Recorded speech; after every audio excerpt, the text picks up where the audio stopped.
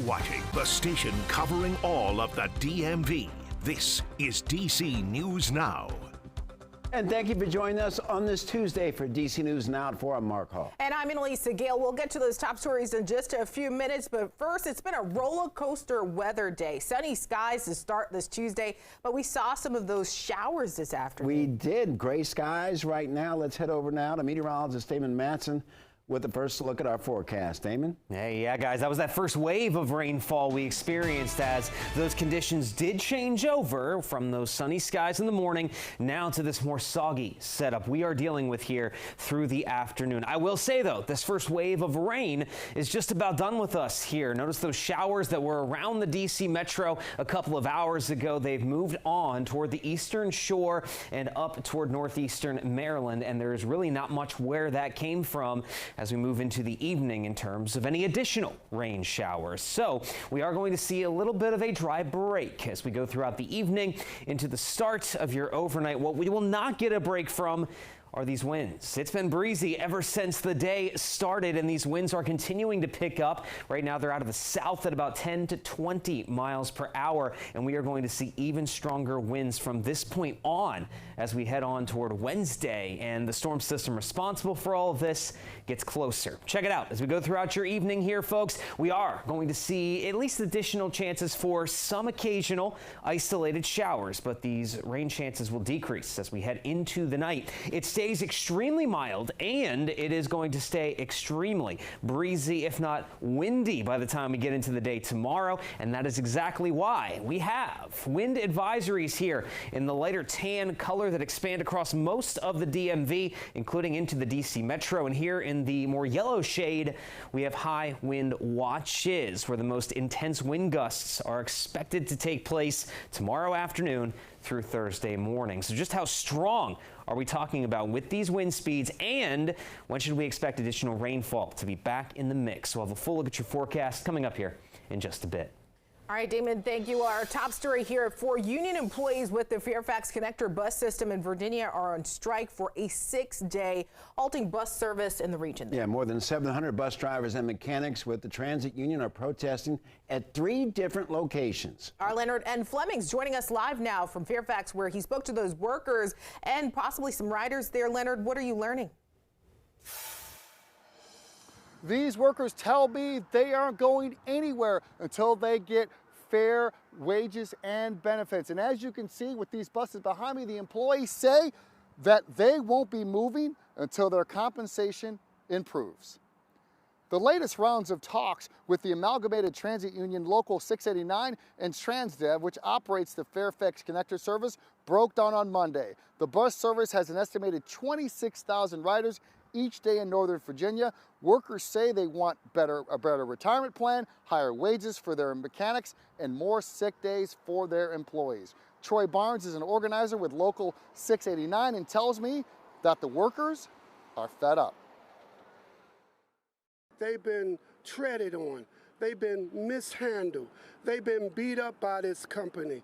They was taking advantage of them, but soon as we took a vote by them, which was 98%, and we went on strike, their spirit raised so high that I would go to war with these folks.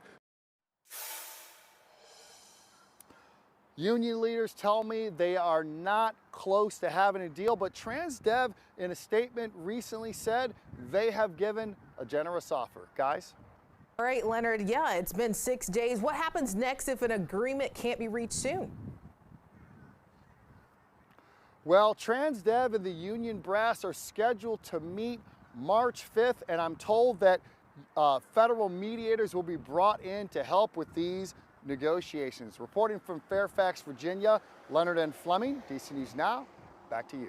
All right, Leonard, thank you. Also new at 4, 23 people have been displaced today after a fire in an apartment complex in Northwest Washington. DC Fire responding around just before noon there to the 1300 block of Peabody Street. They say the fire started in the basement and one person was taken to the hospital with serious injuries. A firefighter also had minor injuries. 9 apartment units are unlivable at the moment. They had numerous calls, numerous reports of people trapped, people needing help getting out of the building. Units arrived on the scene to find fire showing from a terrace level apartment. They quickly attacked the fire while other firefighters through ground ladders rescued numerous people over the ladders. The fire was extinguished. And right now, the Red Cross is working to help those residents who have been displaced. The cause of that fire is still under investigation this afternoon. Well, members of the Metropolitan Police Department were at DC News Now this morning after they received a report that someone in the building may have a weapon. Out of precaution, DC News Now employees began evacuating the building in Northwest around 9:20 this morning. Roughly 90 minutes later, MPD said that they had not found a weapon. They escorted a person out of the building and employees returned to work. Well, right now, a new safety bill is moving through the Maryland General Assembly in Annapolis. If passed, the bill would create a new purple alert, similar to a silver alert for elderly people. This bill would create a public alert system for adults with special needs and intellectual disabilities who go missing. As our Randy Bass explains now, for one Montgomery County family, this bill is personal. When 31-year-old Rashawn Williams went missing last October, his father, Jimmy Hall, searched for him for 6 days. He says without much help from law enforcement. And the only response I get is, there's nothing I can do for you. There's nothing I can do for you.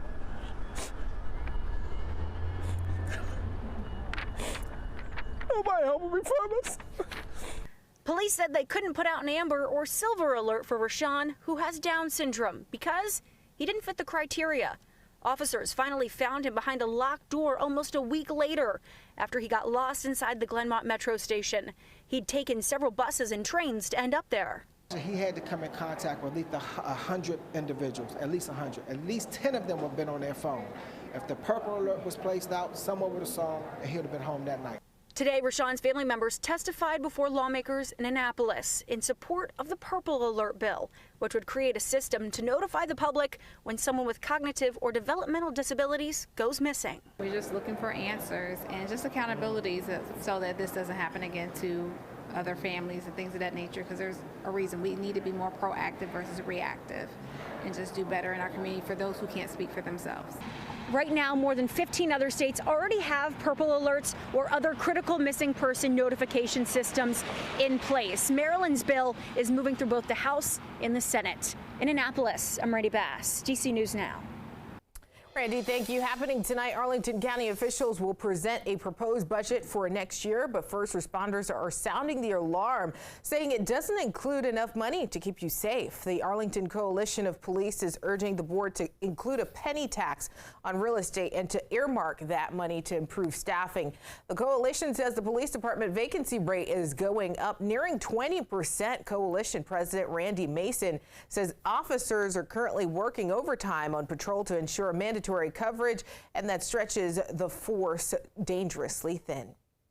There's been times where almost the entire shift was on a shooting call, or we had 2 shootings that happened back to back and the entire shift was pretty much gone. So it can, when you take up 2 significant calls, it can take everybody out of service and then other calls start backing up. The question now is, what's the solution to getting more officers to join and stay in the Arlington County Police Department? The coalition has a proposal that could impact your tax bill. We'll explain more at 5. In Maryland, Montgomery County leaders are working to pass a bill that would allow affordable housing to be built on land owned by places of worship. DC News Now's Kevon Dupree spoke with county officials and faith leaders about what this proposed legislation would mean for the county. The Facilitating Affordable Inclusive Transformational Housing, or FAITH zoning text amendment, was first introduced earlier this year. Leaders and community members met today as the bill moves closer to a final vote. County leaders are pushing to make it easier for places of worship and private education institutions to develop affordable housing on their property. Council Vice President Kate Stewart says Montgomery County is currently facing an affordable housing crisis, and several community faith leaders have stepped up to offer their property as a location to build new affordable housing developments. We see that our faith institutions have an oversupply of land, or they are land rich, and they also have a mission in our community to work with us to address some of the biggest challenges we have, and housing really does top that list. There will be more discussion on this proposal at the Planning, Housing, and Parks Committee work session on March 11th. Reporting in Rockville, I'm Kevon Dupree, DC News Now.